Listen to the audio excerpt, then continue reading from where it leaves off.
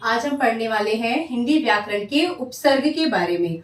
उपसर्ग क्या होता है, उसका अर्थ क्या है और कहाँ इसका प्रयोग किया जाता है। तो पहले आइए इसके नाम से शुरुआत करते हैं। इसका नाम है उपसर्ग। जैसे कि आप देख रहे हैं, ये दो अलग अलग शब्दों से मिलकर के बना हुआ है।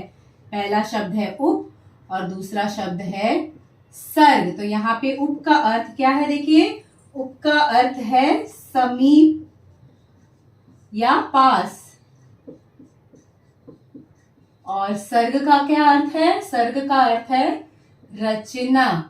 तो इन दो शब्दों का जब ये जुड़ जाते हैं तो इस शब्द का क्या अर्थ बन जाता है, इस शब्द का अर्थ बनता है पास में जुड़कर या फिर किसी शब्द के पहले जुड़कर। उपसर्ग क्या होता है, वह किसी शब्द के पहले जुड़कर के क्या करता है, वह नए शब्द बनाता है, वह कहलाता है उपसर्ग, जिसे इंग्लिश में कहते हैं प्रीफिक्स।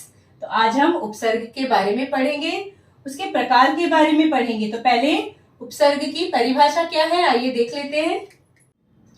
उपसर्ग देखिए क्या होता है। उपसर्ग होता है भाषा के वे छोटे छोटे खंड या शब्दों के अंश हैं जो कि शब्दों के आरंभ में लगकर नए शब्दों की रचना करते हैं। यानी उपसर्ग जो होता है वह छोटे छोटे खंडों में या शब्दों में होता है और मूल शब्द के पहले आरंभ में जुड़ करके एक नए शब्द की रचना करते हैं। तो आइए उदाहरण से समझते हैं। यहाँ देखिए मैंने कुछ उदाहरण लिखे हैं। ये जो खंड वाले देख रहे हैं, एक एक तो आइए जानते हैं उपसर्ग की परिभाषा। उपसर्ग भाषा के वे छोटे छोटे खंड या शब्दों के अंश हैं जो शब्दों के आरंभ में लगकर नए शब्दों की रचना करते हैं। यानी उपसर्ग क्या होते हैं, वे छोटे छोटे खंड में होते हैं या शब्दों में होते हैं और किसी मूल शब्द के आरंभ में लगते हैं, पहले जुड़ते हैं और उसे आरंभ में लगकर क्या बनाते हैं, नए शब्द बनाते हैं। तो देखिए यहाँ पे मैंने उदाहरण के लिए कुछ लिखा हुआ है।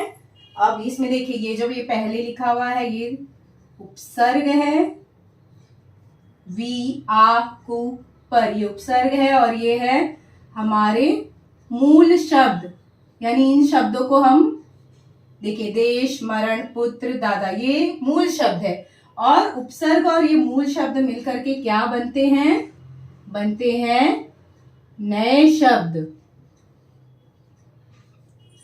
तो देखिए अब हम इन शब्दों को जोड़ करके बनाएंगे नए शब्द। यहाँ पे उपसर्ग वी, उसके साथ जुड़ेगा मूल शब्द देश, तो क्या बनेगा, शब्द बनेगा विदेश। एक नया शब्द बना, देखिए आ में जुड़ेगा मरण, तो ये बनेगा आमरण। यानी ये देख रहे ये है उपसर्ग और ये जुड़ करके बना रहे हैं नए शब्द। और ये कहाँ जुड़ रहे हैं, देखिए किसी भी शब्द के पहले जुड़ेंगे। ठीक है, इस बात का ध्यान रखिए। ये है कु और इसमें जुड़ेगा पुत्र, तो ये कौन सा शब्द बन जाएगा, कुपुत्र। पर दादा, ये बन जाएंगे पर दादा। तो उपसर्ग आपको समझ में आ गया क्या होता है उपसर्ग। उपसर्ग होता है किसी भी मूल शब्द के आरंभ में जुड़ करके बनाने वाले नए शब्द को कहते हैं उपसर्ग। तो आइए उपसर्ग के कितने भेद हैं और क्या क्या है वह जानते हैं। स्रोत के आधार पर देखिए उपसर्ग के कुल 4 भेद हैं। पहला है देखिए तत्सम उपसर्ग या संस्कृत के उपसर्ग, और दूसरा है तद्भव उपसर्ग या हिंदी के उपसर्ग, तीसरा है आगत उपसर्ग या विदेशी उपसर्ग, और चौथा भेद क्या किया गया है, देखिए उपसर्गों की तरह आने वाले संस्कृत की कुछ शब्द या शब्दांश। तो स्रोत के आधार पर उपसर्ग के ये 4 भेद किए गए हैं। तो पहले हम तत्सम उपसर्ग या संस्कृत के उपसर्ग के बारे में जानेंगे।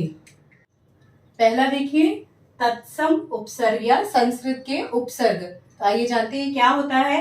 हिंदी में अनेक उपसर्ग संस्कृत से आए हुए हैं और इन्हीं संस्कृत से आने वाले उपसर्गों को कहते हैं तत्सम उपसर्ग। यानी जो हिंदी में बहुत सारे जो उपसर्ग है वो संस्कृत भाषा से आए हुए हैं, और वो संस्कृत भाषा से आए हुए उपसर्गों को ही कहते हैं तत्सम उपसर्ग। तो आइए देखते हैं कौन कौन से हैं वे उपसर्ग।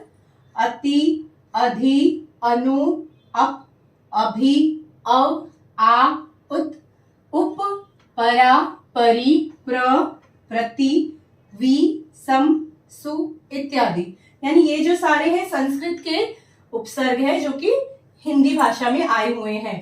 तो यहाँ उदाहरण के लिए मैंने कुछ उपसर्ग और मूल शब्दों को जोड़ करके हम नए शब्द बनाते हैं। तो पहला देखिए अतिधिक, ये क्या हो जाएगा बनकर अत्यधिक।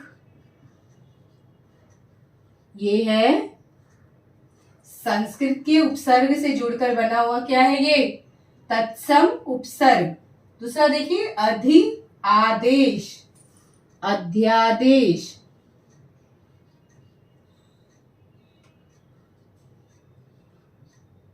उसके बाद देखिए अनुसार, अनुसार।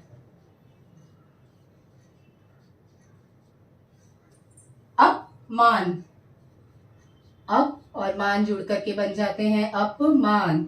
इसी प्रकार उपवन, ये बन गया उपवन। तो ये सारे क्या है तत्सम उपसर्ग वाले शब्द। ठीक है, अब दूसरा देखेंगे तद्भव उपसर्ग या हिंदी के उपसर्ग। तो तद्भव उपसर्ग क्या होते हैं देखिए। तद्भव उपसर्ग तद्भव शब्द की ही भांति संस्कृत के तत्सम यानी मूल उपसर्गों से विकसित हुए, यानी संस्कृत के जो तत्सम उपसर्ग होते हैं उन्हीं से उनका जो विकसित रूप है वो क्या कहलाता है, वह तद्भव उपसर्ग है, जिसे हम क्या कहते हैं हिंदी उपसर्ग भी कहते हैं। तो देखते हैं उदाहरण कौन कौन से हैं वे शब्द।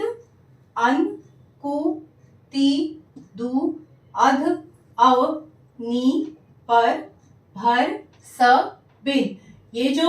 ये सारे क्या है तद्भव उपसर्ग हैं। तो इनके उदाहरण देख लीजिए यहाँ पे। जैसे कि ये अन में जुड़ा ये जान, यानी ये तद्भव उपसर्ग, और ये हमारा मूल शब्द जुड़ करके बनेंगे नया शब्द। क्या बनेगा ये अनजान। दूसरा देखिए कुचक्र, ये दो शब्द मिलके बनेंगे कुचक्र। उसके बाद है निहत्था, ये मिलके बन गया निहत्था। फिर है भर और इसमें जुड़ेगा मार, तो बन जाएगा भर मार। उसके बाद देखिए अंतिम उदाहरण पर दादा, ये क्या बन गया शब्द परदादा। तो समझा आपको ये तद्भव उपसर्ग क्या होता है। तद्भव उपसर्ग तत्सम उपसर्ग का ही विकसित रूप है। अब हम तीसरा क्या है देखते हैं। तीसरा देखिए आगत उपसर्ग या विदेशी उपसर्ग। ये उपसर्ग क्या होते हैं देखिए, जो उपसर्ग विदेशी भाषाओं से जैसे कि अरबी, फारसी, तुर्की, इन भाषाओं से हिंदी भाषा में आए हैं वे सारे कहलाते हैं विदेशी या आगत उपसर्ग। तो देखिए कौन कौन से वे उपसर्ग हैं। बा, बे, बद, खुश, गैर, ना, ला, हम। तो ये जो सारे उपसर्ग हैं ये हिंदी भाषा में आए हैं कहाँ से, अरबी, फारसी और तुर्की भाषा से। तो ये जो बाहर विदेशी भाषाओं से आते हैं जो शब्द उन्हें कहते हैं विदेशी उपसर्ग। तो यहाँ पे देखिए उदाहरण के लिए लिखा है मैंने। पहला क्या है ये है बा में जुड़ेगा कायदा, तो क्या बन जाएगा शब्द बाकायदा। उसके बाद दूसरा देखिए बे में क्या जुड़ेगा खबर, ये क्या है ये विदेशी उपसर्ग है जो कि मूल शब्द में जुड़ करके बनाते हैं एक नए शब्द को। बन गया ये बेखबर। तीसरा देखिए क्या है खुश, उसमें जुड़ेगा ये किस्मत शब्द, तो बन जाएगा खुश किस्मत।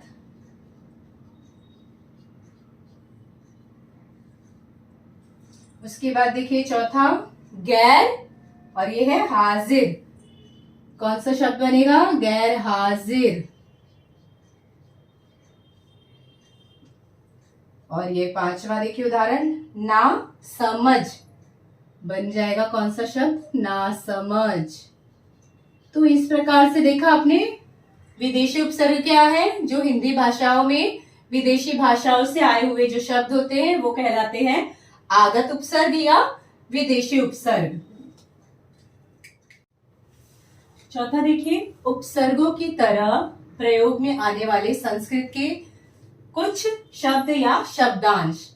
इसमें क्या होता है देखिए, कुछ शब्द या शब्दांश संस्कृत में समास रचना में प्रयोग में आते थे पहले, अब वो हिंदी में आकर के ये समास रचना वाले शब्द जो आते थे वो अब हिंदी में आकर के उपसर्ग की तरह ही प्रयुक्त होने लगे हैं।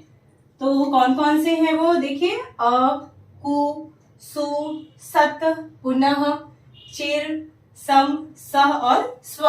तो ये सारे पहले समास रचना में प्रयोग किए जाते थे, अब ये हिंदी में आकर के ये उपसर्ग के रूप में प्रयुक्त होने लगे हैं।